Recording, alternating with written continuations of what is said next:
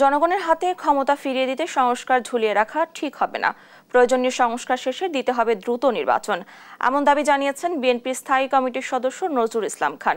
রাজধানী গুলশান কার্যালয়ে খেলাফত মজলিসের সঙ্গে দলের লিয়াজো কমিটির বৈঠক শেষে এসব কথা বলেন তিনি।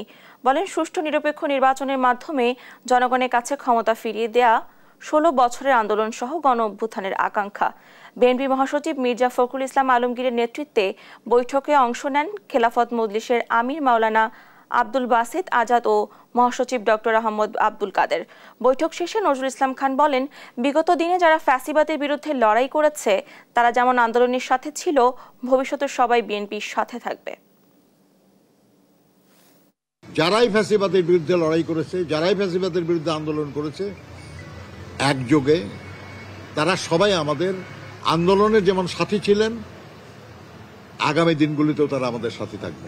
একটা অবাধ সুষ্ঠু নিরপেক্ষ নির্বাচনের মাধ্যমে জনগণের কাছে তার ক্ষমতা ফিরিয়ে দেওয়া হলো আমাদের এই সারা সময়টা, যে 16 বছর, বিশেষ করে জুলাই আগস্টের যে ছাত্র শ্রমিক গণঅভ্যুত্থান, তার আকাঙ্ক্ষা।